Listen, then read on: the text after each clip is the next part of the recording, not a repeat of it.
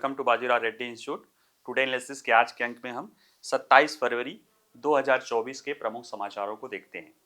आज के प्रमुख समाचार देखें तो दो मुद्दों पर हम दो चर्चा समाचार हैं या दो मुद्दे हैं जिन पर हम डिस्कस करेंगे, विश्लेषित करेंगे। उसमें से पहला है चीन के साथ जो है व्यापार कूटनीति की दुविधा। यह अभी इंडियन एक्सप्रेस में एक डिटेल आर्टिकल फ्रंट पेज पे ही है कि चीन के साथ कैसे जो व्यापार है उसमें जो हम टैरिफ दर लगा रहे हैं उसके कारण जो है जो अन्य सरकार के अन्य महकमे हैं या मंत्रालय हैं या जो कुछ उद्योग के कुछ अन्य समूह हैं या हिस्से हैं उनको असुविधा हो रही है और वो इसको लेकर खुले तौर पे नहीं तो छुपे तौर पे, और कुछ मंत्रालय ने तो वित्त मंत्रालय के साथ जो है इसको इस बात को उठाया है कि कहीं न कहीं यह भारत को जो चीन की साथ जो व्यापार कूटनीति है वो कहीं न कहीं व्यापार को, भारत के व्यापार या निर्यात को प्रभावित कर रही है। ठीक है, तो इसको पूरे मुद्दे को समझेंगे कि क्या मामला है और भारत चीन के संबंधों में जो व्यापार संबंध है उसमें क्या दुविधा हो रही है। ठीक है, उसको डिटेल में हम समझने की कोशिश करेंगे। एक हमारा चीन एक इम्पॉर्टेंट पड़ोसी देश है, प्रमुख भागीदार है और एक अर्थव्यवस्था के क्षेत्र में प्रमुख कंपटीटर है। ऐसे में हमारे लिए व्यापार या ट्रेड डिप्लोमेसी चीन के संदर्भ में समझना जरूरी हो जाता है। दूसरा जो न्यूज़ है वह है कि जम्मू कश्मीर में जो है श्रीनगर और जम्मू को, यानी कश्मीर घाटी और जम्मू को जोड़ने वाला रेलवे लाइन की योजना बहुत पहले से बनी हुई है और उसके कुछ प्रमुख खंड को जो है एक जोड़ा गया है। जो लाइन चालू हुई है वह घाटी को जो है संगलदाम एक रेलवे स्टेशन है जो जम्मू का हिस्सा है, रामबन डिस्ट्रिक्ट का, उससे जोड़ रही है और आगे आने वाले 4-5 महीने में जो जम्मू और कश्मीर की जो है यानी कश्मीर घाटी जो है, जम्मू कश्मीर का जो घाटी है यह भी भारतीय रेलवे के साथ पूरी तरह से इंटीग्रेट हो जाएगा। तो उसको समझेंगे कि क्या परियोजना है, उसके क्या लाभ हैं और अभी क्या इसमें करने के दौरान क्या क्या चुनौतियां आई हैं या आ रही हैं। ठीक है, चलिए पहले देखते हैं चीन के साथ व्यापार कूटनीति में दुविधा। देखिए, भारत और चीन अगर संबंध वाइज देखें तो एक तरफ हम कूटनीतिक के स्तर पे हमारे साथ सीमा विवाद है, सीमा को लेकर विवाद चलता रहता है। चीन अक्सर एग्रेशन दिखाता रहता है।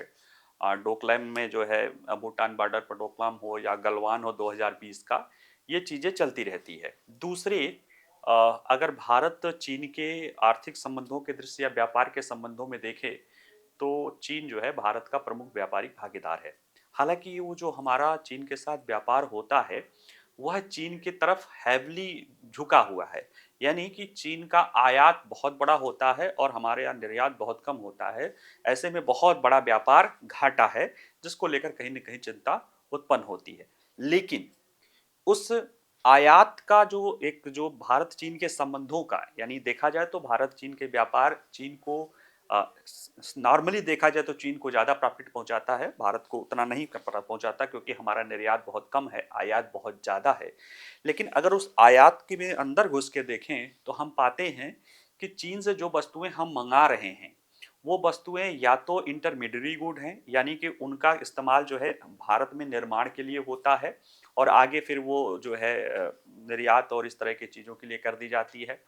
यानी इम्पोर्टेंट प्रकृति का है, क्रिटिकल नेचर का है। दूसरा, जो हम बहुत सारे वहाँ से अपने लिए जो है कंपोनेंट मंगाते हैं जो भारत में मैन्युफैक्चरिंग या इंफ्रास्ट्रक्चर प्रोजेक्ट के लिए बहुत इंपॉर्टेंट है, खासतौर से सोलर और हैवी मशीनरी के सेक्टर में। तो कहीं न कहीं ये चीज़ें जटिलता उत्पन्न करती है कि अगर भारत चाहे अपने कूटनीतिक संबंधों को दृष्टि से, क्योंकि ये भी दबाव आता है कि एक तरफ हम चीन हम पे व्यापार पे ये सब कर रहा है तो हम उसके साथ हमारा व्यापार बढ़ रहा है, तो उसको लेकर कहीं न कहीं भारत को कूटनीतिक दृष्टि से उस पे कदम उठाने पड़ते हैं। तो दूसरी तरफ जो है हमारे जो निर्यातक हैं या जो हमारे यहाँ उपभोक्ता हैं, उत्पादक हैं, उनको रॉ मटेरियल या इनपुट कॉस्ट उनका बढ़ने लगता है जिसके कारण उनकी व्यापार प्रतिस्पर्धा या निर्यात प्रतिस्पर्धा प्रभावित होने लगती है। तो यही कुछ मुद्दों को हम यहाँ पे समझने की कोशिश करेंगे विभिन्न आंकड़ों के साथ। ठीक है, चलिए मुद्दा क्या है। देखिए, मुद्दा ये है कि सरकार के विभिन्न वर्ग या विभिन्न जो स्टेक होल्डर हैं वह सीमा शुल्क में उत्तरोत्तर बढ़ोतरी के केंद्र सरकार के कदमों पर आपत्ति जताना अब उन लोगों ने शुरू कर दिया है। खासतौर से चीनी घटकों या चीनी इनपुट्स के आयात पर लक्षित आक्रामक कदम। ठीक है, सरकार हाल ही में अपने कुछ उद्देश्यों को प्राप्त करने के लिए, कुछ शायद डिप्लोमेटिक उद्देश्य हो या कुछ आर्थिक उद्देश्यों को प्राप्त करने के लेकर जो कदम उठा रही है, टैरिफ का जो उसको लाभ मिलता है, वह यानी अपने घरेलू उपभोक्ताओं या अपने यहाँ मैन्युफैक्चरिंग सेक्टर को बढ़ावा देने के लिए उसका प्रभाव जो है वह पड़ने लगा है किधर पे, अन्य जो है हमारे घरेलू उद्योगों पर। ठीक है, जैसे सरकार के भीतर एक वर्ग टैरिफ को एक राजनीतिक उपकरण के रूप में उपयोग करने के लिए अधिक सूझबूझ के दृष्टिकोण के पक्ष में है कि अगर आप राजनयिक उपकरण के रूप में प्रयोग कर रहे हैं तो थोड़ा सोच समझ के करना चाहिए, क्योंकि ऐसा न करने पर भारत के विनिर्माण केंद्रित प्रयास जो सरकार कर रही है कि भारत में मैन्युफैक्चरिंग हब बनाना है, मैन्युफैक्चरिंग सेक्टर को आगे बढ़ाना है, उसको लेकर विभिन्न सारी सरकार जो है प्रोडक्ट लिंक स्कीम लाई है, उसको कहीं ना कहीं धक्का लग रहा है। यानी सरकार विनिर्माण क्षेत्र को बढ़ावा देने के लिए जो प्रोडक्ट लिंक स्कीम लाई है उसमें जो उसको लाभ मिल रहा है, उस लाभ को नलीफाई क्या कर दे रहा है, जो हम उच्च हमारा टैरिफ है चीन के निर्यात पर कुछ वस्तुओं पर। ठीक है, तो ये एक कॉन्ट्रडिक्ट उत्पन्न हो रहा है कि सरकार अपना जो उत्पादन शुल्क बढ़ा रही है या जो टैरिफ बढ़ा रही है, वो उसके कई सारे उद्देश्य है, अभी उस पर चर्चा करेंगे क्यों कर रही है जब वहां पे आएगा, जब भारत का दृष्टिकोण देखने लगे भारत सरकार का। लेकिन उसका हैम्परिंग ये हो रहा है कि सरकार जो विनिर्माण क्षेत्र में बल लेना चाह रही है, खासतौर से जब दुनिया चीन के विकल्प के रूप में एक सप्लाई चेन के रूप में भारत को देख रही है, तो ऐसे में ये टैरिफ दरें इस भारत को नुकसान पहुंचा रहा है। ठीक है, अब इसमें जो मेन बात है कि ये कहना है कि चीन अभी भी भारत के आयात का एक महत्वपूर्ण स्रोत है। यानी जो हम आयात करते हैं, भले चीन से हमारा आयात बहुत हैवली अगर बहुत ज़्यादा है, निर्यात बहुत कम है, लेकिन फिर भी ये है कि हमें जो चीन से जो हमारा आयात होता है वो हमारे लिए महत्वपूर्ण होता है। ठीक है, तो देखिए इसमें यह है कि चीन अभी भी भारत के आयात के 14% का हिस्सा हम चीन से उत्तरदायी करते हैं, और इसमें न केवल इलेक्ट्रॉनिक्स से लेकर फार्मास्यूटिकल, कपड़ा से लेकर चमड़े तक के क्षेत्रों में घरेलू उद्योग के लिए इनपुट है, बल्कि पूंजीगत सामान भी है। ये देखिए चीन से हम टॉप निर्यात करते हैं, आयात करते हैं, अरे इंपोर्ट करते हैं 2000 फाइनेंशियल ईयर पिछले साल यानी 22-23 में हमने ये चीन से इतना हमने प्रमुख रूप से आयात किया है, जिसमें इंजीनियरिंग गुड 30 अरब से डॉलर से ज्यादा है। अब इंजीनियरिंग गुड जो हम मंगा रहे हैं वो हमारे यहाँ या तो मैन्युफैक्चरिंग सेक्टर के लिए या हमारे यहाँ इंफ्रास्ट्रक्चर के लिए बहुत इंपॉर्टेंट है। अब इतनी बड़ी राशि, अब हम पे एक तरफ प्रेशर बनता है कि सरकार पे ये प्रेशर बनता है कि वो चीन के साथ जो है, विपक्षी दल भी मांग करते रहते हैं और भी लोग कहते रहते हैं कि एक तरफ चीन हमारे ऊपर हमारी सीमाओं पे प्रेशर बनाया है और दूसरी तरफ भारत जो है चीन से इतनी बड़ा आयात कर रहा है, तो वो एक प्रेशर बनता है, सरकार उसके लिए कुछ करती है या उसके विकल्प के लिए, जैसे कि अभी बताएंगे कि क्यों सरकार उसका सिर्फ वही नहीं है, डिप्लोमेटिक इतना नीजर क्रिएशन नहीं है, उसके और भी करती है, तो कहीं ना कहीं हमारा हैम्पर क्यों होने लगता है, क्योंकि इंजीनियरिंग कोड है 30 अरब डॉलर का। अब अगर इसमें कुछ कमी करेंगे तो कहीं ना कहीं हम जो चीजें मंगा रहे हैं, जैसे अपना इंफ्रास्ट्रक्चर का है या सोलर है या इस तरह के जो प्रोजेक्ट हैं, हाइड्रल प्रोजेक्ट हैं, इस तरह या जो इलेक्ट्रिक मोटर्स मशीनें जिसका चीन बहुत बड़ा जो है आयातक है, अरे निर्यातक है या मैन्युफैक्चरर है, उन सब चीजों पर भी प्रभाव आने लगता है। दूसरा है इलेक्ट्रॉनिक्स गुड्स, ये भी लगभग 30 अरब डॉलर का है, 60 अरब डॉलर तो यही इंजीनियरिंग और इलेक्ट्रॉनिक्स गुड हो जाते हैं। अब ऐसे में हम भारत जो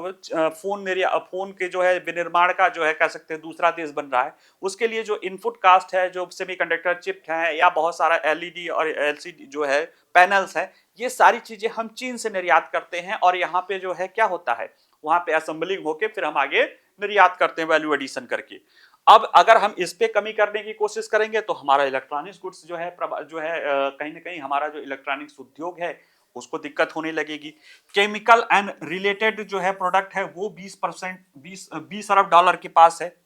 नॉन इलेक्ट्रिक मशीनरी जो है ये 11 अरब डॉलर के बीच है। इंडस्ट्रियल मशीनरी 6 अरब डॉलर के बीच है। मेडिसिनल और फार्मास्यूटिकल प्रोडक्ट खासतौर से एपीआई जो होता है जो उसको ये भी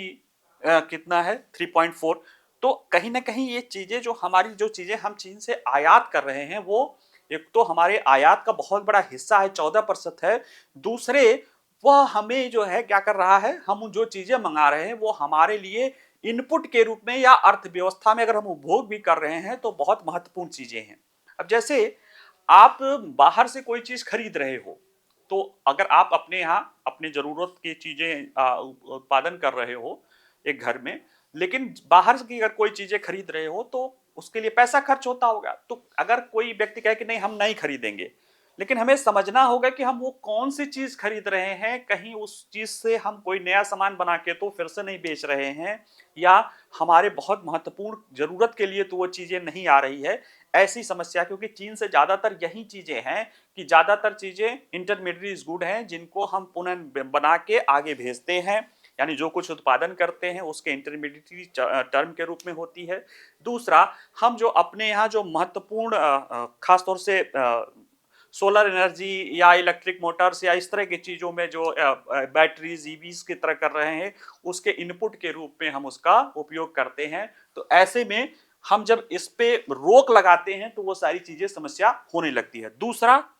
इसी में है कि हमारा जो औसत टैरिफ दर है, अगर हम पिछले साल 8 साल में देखें तो हमारा औसत, भारत का औसत टैरिफ दर 8 साल पहले 2014 में 13% था। यानी टोटल जो हम ओवरऑल हमारा टैरिफ लगता है, सिर्फ चीन के साथ नहीं, ओवरऑल जितना हम टैरिफ लगाते हैं आयात पे, वो उसका यानी जितना हम वस्तुएं आयात करते हैं उस पे सरकार को जो कर मिलता है, इसको देखते हैं आयात कर। तो किसी पर हो सकता है 150% भी हो, किसी पर हो सकता है 5%, किसी पर 0। तो वो औसत आ रहा है जो पहले 2014 में 13% था, वो 2022 में 18.1% है। और इधर देखिए दुनिया के जो WTO का डेटा है कि जो प्रमुख देश है वहां पे औसत जो ट्रेड टैरिफ है यानी आयात शुल्क है, उसमें भारत देखिए 18.1% है, कीनिया 14.3% है, नेपाल 12, बांग्लादेश 14, चीन 7.5, कनाडा 3.8, ऑस्ट्रेलिया 2.4, वियतनाम 9.6। यानी कि उन देशों में आयात पे कर कम है। ऐसे में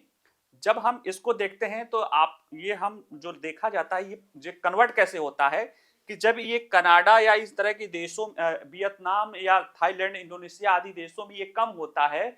तो वहां पे जो वहां के मैन्युफैक्चरर हैं उनको चीन से चीजें मंगाना क्या हो जाता है, सस्ता हो जाता है, तो उनकी चीजें सस्ती उत्पादित होने लगती है। ऐसे में जो भारत के निर्माताओं को कॉम्पिटिटिवनेस मिलता है वह समाप्त होने लगता है। तो ये भी एक समस्या है। और वैश्विक स्तर पर ऐसा कोई देश नहीं है जहां इतना अधिक कर हो, ये लोग कह रहे हैं। और हमारे टैरिफ दक्षिण पूर्व एशिया यहाँ तक अफ्रीकन देशों से भी अधिक है, विकासशील, विकसित देशों को तो छोड़ दो, विकासशील देशों से भी हमारे टैरिफ बहुत ज्यादा है।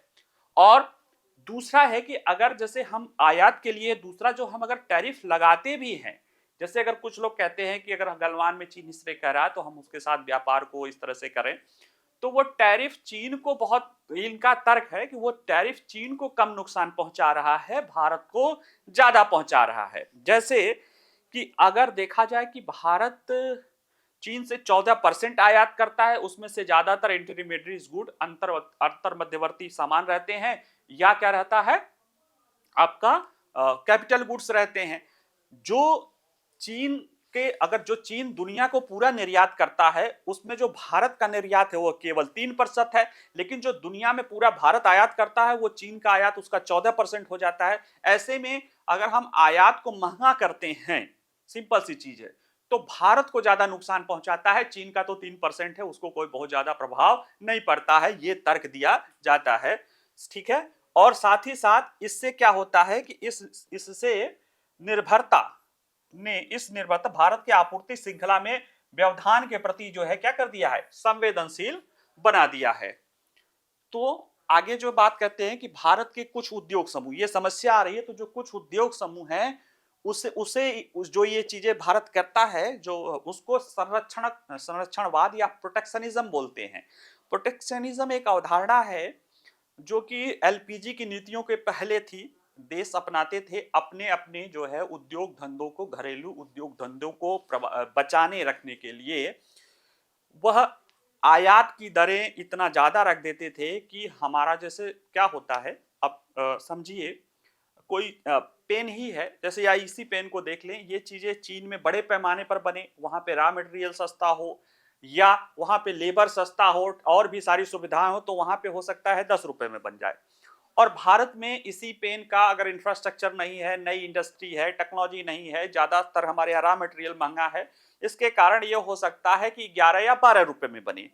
अब दोनों को अगर यहाँ पे बेचने के लिए छोड़ दिया जाएगा, तो जो चीन वाला 10 रुपए की चीज है वो ज्यादा बिकेगी, भारत वाली कम हो जाएगी। तो ऐसे में दुनिया के देश अपने सामानों को प्रोटेक्शन करने के लिए जो आयात होते हैं उस पे जो है कर लगाते हैं, ताकि हमारी इंडस्ट्री के साथ उनका दाम कॉम्पिटिटिव हो जाए और हमारी इंडस्ट्री भी धीरे धीरे ग्रो करने लगे। ये चीजें भारत सरकार भी कर रही है, लेकिन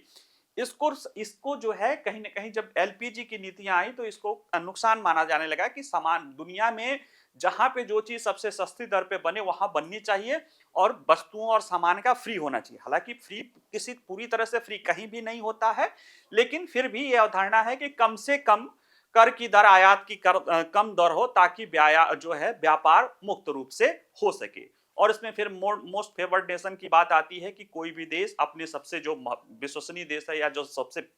जिसको पसंदीदा देश है उसको उसके लिए जो कर की दर लगाता है वो सबके लिए होना चाहिए, यानी एक तरह से समान इस तरह की कर की व्यवस्था की जानी चाहिए। ठीक है, तो वो सारी बातें हैं उस अब। लेकिन प्रोटेक्शनिज्म क्या की जो अवधारणा है अब धीरे धीरे खासतौर से कोरोना के बाद के समय में ये चीजें दिखाई देने लगी हैं। दुनिया के ज्यादातर देशों ने प्रोटेक्शनिज्म को या संरक्षणवाद को अपनाना शुरू कर दिया है अपने यहाँ की इंडस्ट्री को बचाए रखने को लेके, यानी उसको डी ग्लोबलाइजेशन कहते हैं उसको, कि जो वैश्वीकरण है उसका उल्टा चलना है। हालांकि भारत सरकार उसको कहती है कि ये डी ग्लोबलाइजेशन ना होके हाइपर ग्लोबलाइजेशन का क्या है, थोड़ा सा रुकावट है, यानी जो बिल्कुल की कुछ बिना रिस्ट्रिक्शन का हो रहा था उस पर रुकावट है। और कुल मिला के देखा जाए तो चीन पे निर्भरता को कम करने के लिए विकसित देश भी कर रहे हैं और भारत भी कर रहा है। विकसित देश कोरोना के बाद शुरू किए हैं, और भारत बहुत पहले ही 2014, 15, 16 से ही भारत सरकार ने जो है चीन पर अपनी निर्भरता को कम करना शुरू कर दिया था। तो वही चीजें हैं, लेकिन ये तो कर दिया था, तर्क दिया था, लेकिन जिनको नुकसान हो रहा है उनमें नुकसान वाले कौन कौन हैं? जैसे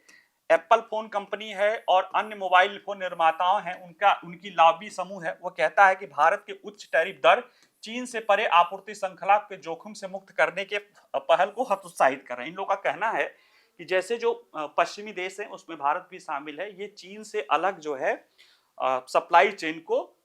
हटाना चाहते हैं। लेकिन ये जो उच्च टैरिफ दर है वो कहीं ना कहीं भारत को नहीं बेहतर बनने दे रहा है, क्योंकि फिर भारत में निर्माण करना क्या हो रहा है, महंगा होता जा रहा है। फिर आगे ये हम निर्यात करने में हमें महंगा हो रहा है, तो कहीं और अगर हम करेंगे इस चीज को तो उसमें लाभ मिलेगा। इसका फायदा कौन उठा रहा है? इसका फायदा वियतनाम, थाईलैंड और मैक्सिको जैसे देश चीन द्वारा जो जगह खाली हो रही है जिसको भारत को भरना चाहिए उसको हथियाने के लिए अपने यहाँ जो इनपुट चीजें हैं उसके घटकों पर जो है टैरिफ शुल्क बहुत कम कर दिए हैं, जिससे क्या हो रहा है कि कहीं ना कहीं वो चीन का विकल्प बनने की तरफ जा रहे हैं। और ऐसे में विभिन्न मंत्रालयों की ओर से ज्यादातर विरोध तब हुआ जब उद्योग जगत ने संरक्षणवाद के उपकरण के रूप में इस्तेमाल किए जा रहे उच्च टैरिफ के हानिकारक प्रभाव की चेतावनी दी है। तो वे दी है तो ये समस्या आने लगा है। और देखिए ये शुरू कब से हुआ? चीन से आयात को लक्षित करने वाली नाकाबंदी, जिसे 2020 के बाद जो है गलवान सीमा संघर्ष के बाद आया था, और उसके कारण जो है केंद्रीय मंत्रालयों और विभागों ने जो है जो वहां का आयात है वो अघोषित उस पर रोक लगा रखी है। उसके कारण जो इलेक्ट्रॉनिक्स और फार्मास्यूटिकल क्षेत्र हैं वो प्रभावित हो रहे हैं, और इससे जो है कहीं ना कहीं घरेलू उत्पादन में तो कमी आ ही रही है, साथ ही में जो हमारा निर्यात प्रतिस्पर्धी हो रहा था, हमें जो निर्यात हमारा सस्ते दर पे हो रहा था उसमें भी समस्या आ रही है, ऐसा इनका कहना है। और इसमें इसी साल की शुरुआत में, ये सिर्फ बातें नहीं है, इस साल के शुरुआत में इलेक्ट्रॉनिक्स और सूचना प्रौद्योगिकी मंत्रालय ने भारत सरकार के वित्त मंत्रालय से कहा कि जो आपकी टैरिफ दरें हैं वो ऊंची है, जिसके कारण इलेक्ट्रॉनिक्स वाला जो इलेक्ट्रॉनिक्स मैन्युफैक्चरिंग जो है प्रभावित हो रहा है। इसको लेकर फिर उसमें कहा गया कि कम से कम 5% की कमी कर दिया जाए। उसको देखते हुए सरकार ने अंतरिम बजट के पहले ही कई आईटी सामान जो इनपुट होते हैं उनमें चीन से आने वाली चीजों पर कटौती की है। ठीक है, लेकिन अभी भी बहुत कुछ करना बाकी है। अब देखते हैं कि इसमें कि भारत जो संरक्षणवाद का आरोप लग रहा है उस पे भारत सरकार की क्या प्रतिक्रिया है। तो भारत सरकार कहना है कि वो संरक्षणवाद नहीं है, वो जो कुछ कर रहा है ये वर्तमान में ये देशों द्वारा अपनाया जा रहा है, सभी देश ऐसा कर रहे हैं और साथ ही साथ जो भारत जो है कई सारे देशों के साथ जो है एफटीए कर रहा है। यानी एफटीए में क्या होता है, फ्री ट्रेड एग्रीमेंट, उसको आपको जो है मोस्ट फेवर्ड नेशन देना ही पड़ता है। तो भारत पे संरक्षणवाद का आरोप लगाना कहीं भी उचित नहीं है। दूसरा जो है, जो भारत का सरकार के भीतर जो है ना दो दृष्टिकोण है, उसके भीतर जो है टकराव है, ये बात साफ साफ दिखाई देती है। और देखिए, ये मैं बार बार कहा हूं जब किसान आंदोलन पढ़ा रहा था, ये जब कि सरकार के सामने ना, सरकार जैसे उस स्थिति में होती है कि एक जो है पिता है, उसकी दो बेटियां हैं, एक की शादी किसान के यहाँ हुई, एक की शादी कुम्हार के यहाँ हुई। किसान की बेटी चारी बरसा हो, कुम्हार की बेटी चारी बरसा ना हो, ऐसे में पिता क्या करेगा? तो सरकार के सामने इस स्थिति को कहते हैं कैच 22, आगे कुआं पीछे खाई, किसको मनाओ किसको क्या करो। तो सरकार को कहीं ना कहीं एक फाइन ट्यून लेना ही पड़ता है। दो दृष्टिकोण क्या है? एक दृष्टिकोण है जिसपे सरकार चल रही है, वो ये कह रही है, उसका मानना है कि भारत बहुत बड़ा व्यापार है, बाजार है, ठीक है, और बहुत बड़ा वस्तुओं का खुद ही अपने यहाँ घरेलू जो है उपभोग भी बहुत है, और ये आगे बढ़ता भी जाएगा। ऐसे में जो कंपनियां, जो वैश्विक कंपनियां हैं जिनको निर्माण करना है, वो भारत को प्रीफर करेंगी, भले उनका इनपुट का ज्यादा आए, क्योंकि उनको यहाँ पे बड़ा व्यापार मिल जाएगा। क्योंकि उनको पता है कि जो बाहर से आयात है वो महंगा हो जाएगा, तो यहाँ पे निर्माण करना उनके लिए महंगा हो जाएगा, इसलिए वो यहाँ पे प्रीफर करेंगी। क्योंकि हमारे यहाँ बहुत बड़ा क्या है, व्यापार बाजार है, साथ ही में सरकार जो है प्रोडक्ट लिंक स्कीम दे रही है, मैन्युफैक्चरिंग के इनपुट के लिए भी कई सारे प्रयास कर रही है। तो सरकार प्रयास कर रही है कि जो चीजें चीन में अभी डेवलप हुई है, उसको अपने यहाँ ही जो इनपुट इनपुट जो वस्तुएं भी हैं, वो भी अपने यहाँ पे क्या होने लगे, उत्पादन होने लगे। उसको लेकर अपने घरेलू निर्माताओं को क्या देना पड़ेगा, प्रोत्साहन देना जरूरी है, ताकि हमारी निर्भरता चीन पे कम से कम हो सके। ये जो समस्या है ये शॉर्ट टर्म है और इसे जल्दी दूर कर लिया जा सकता है। दूसरा जो एक है वह यह है कि इससे प्रोटेक्शनिज्म लगाने से जो भारत एक विकल्प बन रहा है, उसके साथ जो है और छोटे छोटे देश अपने यहाँ करके ऐसी नीति करके जो है उसको आप भारत से कंपिटेटिव हो जा रहे हैं। तो इसमें देखिए, इसमें विकल्प क्या होना है, सरकार क्या क्या सोच रही है, और लोग क्या सोच रहे हैं। देखिए, और लोग जो सोच रहे हैं उनका अपना वो उद्योग है, उनका अपना उस उद्योग के लिए है, सरकार को पूरे उसके लिए सोचना पड़ता है। एक बार जब जो हमारे विदेश मंत्री हैं जयशंकर जी, इनसे एक पत्रकार ने पूछा, जब आप विदेश सचिव थे और अब विदेश मंत्री हैं, दोनों में क्या अंतर आया है? तो उनका कहना है, जब मैं विदेश सचिव था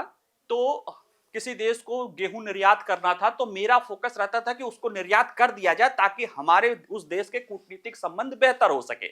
लेकिन जब मैं मंत्री बना, तो जब कैबिनेट में पूरे सरकार के बारे में विचार आता है, तब हमें ये सोचने का मौका मिला कि निश्चित रूप से ये हमारा गेहूं का जो हम निर्यात रोक रहे हैं या जो इस तरह से कर रहे हैं, वो अपने खाद्य सुरक्षा या किसानों के हितों को ध्यान या उपभोक्ताओं के हितों को ध्यान में रखते हैं। तो इसीलिए एक सरकार के कुछ मंत्रालयों की अलग अलग राय अधिकारियों की हो सकती है, लेकिन जो सरकार फैसला करती है वो पूरे व्यापक परिदृश्य को ध्यान में रखते हुए देती है। और सरकार चीन के विकल्प के रूप में भारत को लाना है, उसके पास एक बहुत बड़ा जो है क्या है, आबादी है, एक जो है डेमोग्राफिक डिविडेंड है, उसके पास एक बेहतर इंफ्रास्ट्रक्चर बनाती जा रही है, एक बहुत बड़ा व्यापार है, एक बेहतर नीतियां हैं, डेमोक्रेटिक सेटअप है। ये वो सारी चीजें हैं जो सरकार को लगता है कि ये टैरिफ की दर अगर ज्यादा भी रहेगी, तब भी कंपनियों को भारत में निवेश करने के लिए जो है मजबूर होना पड़ेगा, क्योंकि उनको पता है कि उन्हें चीन के लिए विकल्प बनना है तो वो भारत ही बन रहा है। इसलिए देखिए, धीरे धीरे एप्पल भी आ रहा है, धीरे धीरे जो है भारत के टर्म और कंडीशन पे और भी बड़ी बड़ी टेस्ला आदि कंपनियां भी भारत को आ रही, क्योंकि बहुत बड़ा मार्केट है। और ये मार्केट अगले जो है, ये भारत की विकास यात्रा 60 से 70 6-7 दशक तक रहने वाली है। ऐसे में कोई भी देश इस तरह से नहीं। तो जो ये आरोप आ रहे हैं, ये कुछ छोटे से वर्गों द्वारा, निश्चित रूप से उनको नुकसान हो रहा होगा, जिनको नुकसान हो रहा होगा वो तो कहेगा ही कहेगा, ठीक है। लेकिन सरकार कुछ सोच समझ के वो कर रही है, और वही है, जब हम आप व्यापक परिदृश्य देखते हैं तो हमें समझ में आता है कि नहीं, ये करना जरूरी है, क्योंकि इस तरह की चीजें और भी देश कर रहे हैं, और हम लाइक माइंडेड देशों के साथ जो है इसको करेंगे, ठीक है। और जल्दी जब जैसे हमारे यहाँ मैन्युफैक्चरिंग वो चीजें शुरू हो जाएंगी, ये समस्या अपने आप दूर होती जाएंगी, ठीक है। चलिए अगला देखते हैं, जम्मू और कश्मीर रेलवे परियोजना। ये अगर आप देखा जाए तो भारत में इंफ्रास्ट्रक्चर को लेके जो है कई सारे मार्वल प्रोजेक्ट हैं। जैसे जब सी लिंक हुआ था या उस तरह की चीज़ें मैंने पढ़ाया था, उसी तरह की ये भी परियोजना है जो कहीं न कहीं एक हिमालयन रेल परियोजना, प्योर हिमालयन। अभी तक तो जेएनयू जी की जो जो है फुटहिल तक पहुँच जाए और चल जाए। ये दुनिया के सबसे विशाल पर्वत श्रृंखला के जो है विशाल चोटियों के या उस क्षेत्र में से होते हुए एक रेलवे लाइन गुजारना है। और हमारे एक प्रमुख राज्य खैर अब उसको केंद्र शासित प्रदेश हो रहा है, उसके दो ज्योग्राफिकल रीजन श्रीनगर यानी कश्मीर घाटी और जम्मू को आपस में जोड़ना है। साथ ही पूरे जो है उस राज्य को रेल कनेक्टिविटी के द्वारा जो है पूरे भारत से जोड़ना है। और जैसे आपको पता है कि जो भारत की रेलवे है वो भारत की राष्ट्रीयता के विकास में महत्वपूर्ण भूमिका निभाती है। भारत के अर्थव्यवस्था के विकास, भारत के सामाजिक आर्थिक सभी पहलुओं के विकास को कनेक्ट करने में भारत की रेलवे की बहुत महत्वपूर्ण भूमिका है। ऐसे में सरकार जो जो बहुत ऐसे कटे हुए राज्य हैं जहां पे रेलवे का पूरा वो नहीं हो पाया है, वहां भी रेलवे ले जाने की कोशिश कर रही है। नॉर्थ ईस्ट में कई सारे जगहों पे लिया जा चुका है और जम्मू कश्मीर में भी ये प्रयास चल रहा है। काफी पहले की योजना है, चल रहा है और उम्मीद है कि यह कुछ ही समय में ये पूरा हो जाएगा। इस साल के मई तक जो है कश्मीर घाटी जो है भारतीय रेलवे के साथ कनेक्ट हो जाएगी। और उसके अभी ये चर्चा में क्यों है, क्योंकि अभी प्रधानमंत्री जी ने इसी रेलवे परियोजना के एक महत्वपूर्ण चरण के जो है बनिहाल संगलदान रेलखंड के जो है 48 किलोमीटर को जो है हरी झंडी दिखाई, यानी उसका उद्घाटन किया है। और पूरे संगलदान से लेकर श्रीनगर तक के लिए जो इलेक्ट्रिक लाइन है, यानी उसी के साथ इलेक्ट्रिक लाइन को भी जो है हरी झंडी दिखाई है। और ये उम्मीद की जा रही है कि जो 63 किलोमीटर का जो बचा हुआ रूट है वह भी मई तक भारतीय रेलवे से जुड़ जाएगा और जम्मू और कश्मीर पूरी तरह से भारत नेटवर्क के साथ इंटीग्रेट हो जाएगा, जो केवल न केवल जम्मू कश्मीर बल्कि पूरे भारत के लिए एक महत्वपूर्ण उपलब्धि होगा। तो आइए चलिए देखते हैं चर्चा में क्यों है। चर्चा में इसलिए है क्योंकि प्रधानमंत्री ने हाल ही में कुछ दिन पहले ही जम्मू और कश्मीर में रेलवे परियोजना के रेलवे लाइन बनिहाल संगलदान खंड का, बनिहाल जो है श्रीनगर का हिस्सा है और संगलदान जो है ये जम्मू संभाग का जो है रामबन जो जिला है उसका हिस्सा है, खंड का उद्घाटन किया है। इसका उद्देश्य उत्तरी कश्मीर में बारामूला को जम्मू में उधमपुर से जोड़ना है। साथ ही इन्होंने जो है प्रधानमंत्री ने ही संगलदान से श्रीनगर और बारामूला तक जम्मू कश्मीर की पहली इलेक्ट्रिक ट्रेन को भी हरी झंडी दिखा दी है। यानी उसके साथ जो पहले चल रही थी उसको भी इलेक्ट्रिक कर दिया गया और जो नई लाइन है वो तो इलेक्ट्रिक ही है, यानी अब पूरी इलेक्ट्रिक लाइन शुरू हो गई, इसलिए चर्चा में है। तो जो अभी रेलवे लाइन खुली गई है वो उसके बारे में थोड़ा देख लें। बनिहाल संगलदान रेलवे लाइन, और यह जो है बनिहाल से संगलदान के बीच 48 किलोमीटर लंबी रेलवे लाइन है और इसका 90% से, यानी 48 किलोमीटर का 90% से अधिक हिस्सा क्या है, पहाड़ी रामबन जिले में सुरंगों से कर गुजरता है, जिसमें देश की सबसे लंबी सुरंग 12.77 किलोमीटर की T50 सुरंग है। टनल 50 जो है वो सबसे लंबी देश की सुरंग 12.77 किलोमीटर की है और इसमें आपात स्थितियों में यात्रियों की सुरक्षा और बचाव के लिए लगभग 30.1 किलोमीटर की कुल लंबाई वाली 3 एस्केप सुरंगें भी इसी 48 किलोमीटर लाइन के साथ है, यानी कुल लंबाई उनकी 30 किलोमीटर जो है एस्केप सुरंगें हैं। और इस लाइन पर 15,863 करोड़ रुपए की लागत आई है, वो तो है ही है, वो है, ठीक है। कश्मीर घाटी, लेकिन जब ये सुनने से ये नहीं लगा है कि भले जैसे वहाँ के पूर्व मुख्यमंत्री हैं फारूक अब्दुल्ला, उन्होंने कहा कि जो है वो भारत के रेलवे के रेल मंत्री की, प्रधानमंत्री की उन्होंने बधाई दी कि कहीं ना कहीं अब श्रीनगर और जम्मू के लोग आपस में रेल लाइन से जुड़ गए हैं। और ये कोई छोटी मोटी चीज़ नहीं है, क्योंकि उसको श्रीनगर से जम्मू को जोड़ने वाला जो एक राष्ट्रीय राजमार्ग है, जो प्रमुख राजमार्ग है, वह एक रामबन और जो इलाका वहाँ पे बनिहाल वाला, वो बहुत ही ज़्यादा जो है कह सकते हो कि भूस्खलन प्रभावित इलाका रहा है और वो अक्सर उसमें जाम, भूस्खलन से मतलब घंटों जाम लगा रहता था। इस रेलवे लाइन बनने से कहीं न कहीं कश्मीर घाटी और जम्मू के बीच में जुड़ाव होगा। अभी भले वो पूरा जम्मू तक नहीं जुड़ा है, लेकिन जम्मू संभाग में भी वहाँ से आके फिर वो जो मेन इलाका है भूस्खलन वाला, उसको लोग पार कर सकते हैं और जल्दी ही ये पूरी लाइन जुड़ जाएगी। तो पूरा उधम सिंह नगर से लेके जो है बारामूला तक जो है रेलवे लाइन बन जाएगी, जो कि कहीं न कहीं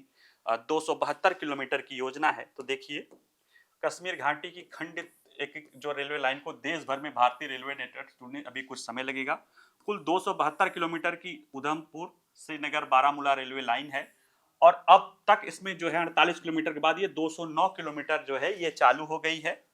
और 63 किलोमीटर जो है वो इस साल मई तक जो है कश्मीर घाटी के भारतीय रेलवे नेटवर्क से पूरी तरह से जुड़ जाएगी। और इसका जो 63 किलोमीटर वाला हिस्सा है, इसी का काम पूरा चल रहा है और इसी में रियासी एक जिला है, वहां पे दुनिया का सबसे ऊंचा सिंगल आर्क रेलवे ब्रिज है। चिनाब नदी पे जो बन रहा है, चिनाब ब्रिज जो उसको आप कह रहे हैं, वो 1178 मीटर जो है भूतल से ऊंचा है और पेरिस के एफल टावर से 35 यानी जो नदी का तल उसे 1178 मीटर यानी लगभग बताइए 1 किलोमीटर की ऊंचाई पे ऊंचा है और ये दुनिया का सबसे ऊंचा सिंगल आर्क रेलवे ब्रिज है। तो ये कुछ मार्वल्स हैं इंफ्रास्ट्रक्चर के। और अगर देखें कि क्यों अहम है ये रेलवे प्रोजेक्ट, जो हमें समझना चाहिए, तो अभी जो कनेक्टिविटी है श्रीनगर की जम्मू से, वह है मेनली जो देखो एयर कनेक्टिविटी तो है ही है, लेकिन मेनली जो है रोड के थ्रू ही होता है। और वो जो रोड कनेक्टिविटी है, वो जो एक बीच का हिस्सा है बनिहाल और इधर रामबन का जो है, वो बहुत ही क्या है, भूस्खलन से जो है प्रभावित क्षेत्र रहता है और अक्सर उस पे जाम लगे रहते हैं, भूस्खलन हो गया और उसमें बहुत जो है कहीं ना कहीं